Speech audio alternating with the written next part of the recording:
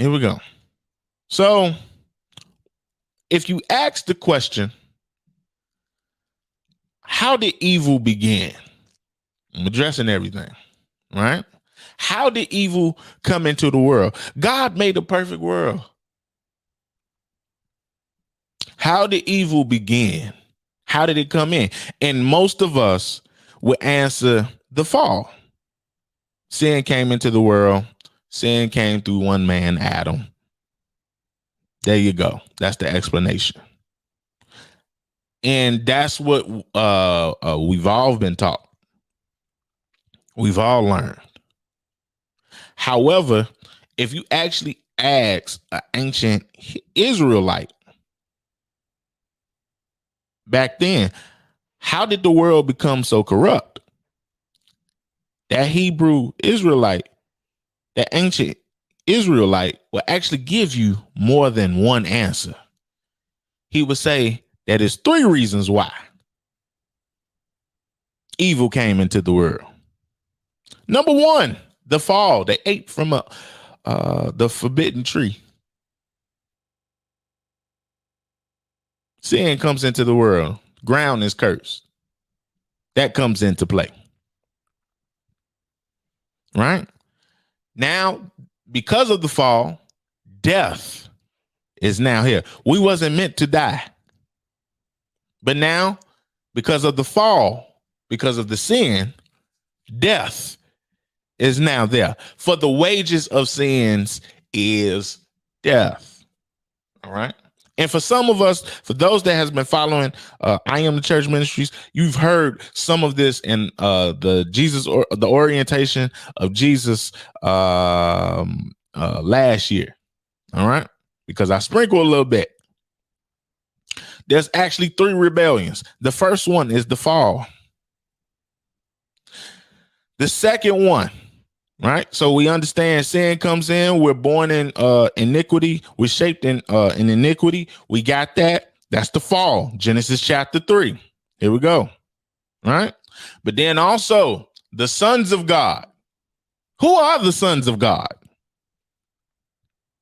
Now, many people would say the sons of God are those that are Israelites.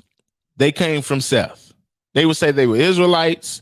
They would say they were angels. They would just say that they came from Seth. However, when we read Genesis chapter 6, it talks about how the sons of God came together, devised the plan. They ended up making their human race. From there, when they made their human race, how did they make it? Well, if you go to Genesis chapter 6, Genesis chapter 6 says that the sons of God slept with the daughters of man. Now, I want us to pay attention to the language. Why did it have to say that the sons of God slept with the daughters of man? Daughters of man came from human. Sons of God, they're from this spiritual realm. When they slept together, they ended up producing children. And now all of a sudden, my brothers and my sisters, these children, they ended up producing, ended up being giants, and they are called Nephilim. I'm in chapter 6, not making it up. Right? So now, when they make the Nephilim, and I want you to notice the giants in the Bible, remember Philistines and all of that, they're constantly battling against the children of Israel.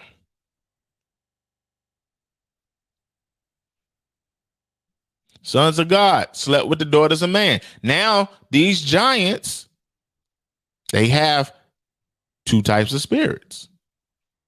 Got the human side.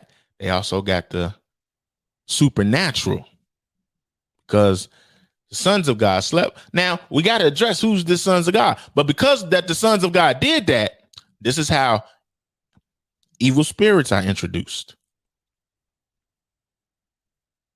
Demons, depravity. Let me help y'all with this, because it was the sons of God that taught humanity The evil, go back to Genesis chapter 6. It's so important. Taught them how to do all of this. And then also you want to refer to the book of Enoch. Now I know many people say, oh, you shouldn't read that book because that's a lost book. Number one, the book is not lost. That's number one. Number two, Enoch actually gives more clarity on Genesis chapter 6. I think it's Enoch 1. The rest of Enoch is a little misused with that. But Enoch 1 actually gives more clarity about Genesis chapter 6. But we have glossed over and we head straight to Noah's ark. No, that's important. The evil spirits come. And most people believe that demons are Satan's children when in fact they are not. I'm in trouble. Here we go. I'm digging a hole. Here we go. What are you talking about? Demons are not Satan's children. That's what we've been told. That's something that developed over here in the Western hemisphere. However, demons did not come from Satan.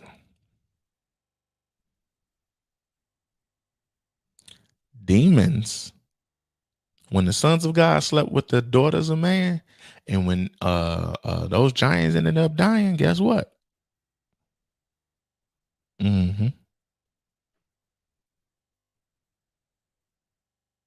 Because they had two natures.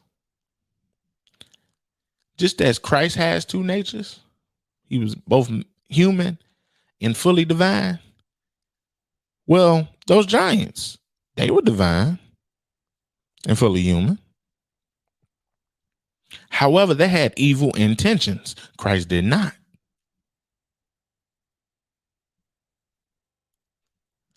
So then look in chapter 6. God saw humanity was so wicked and evil. Sons of God had been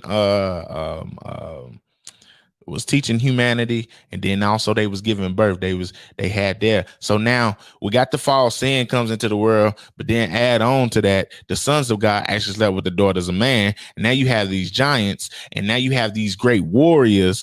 You have these great strong, big, giant men, and you can look throughout world history how that can trace back to Genesis chapter 6.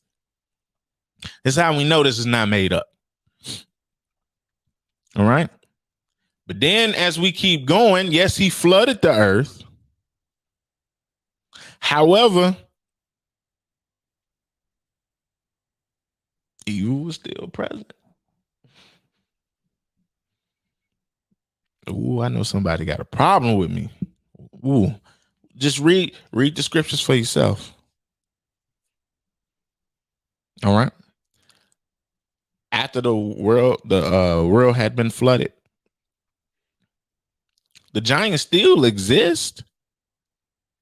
But how do you know that? Look at David. David had to take out Goliath. Joshua had a battle with the giants. Those giants was around.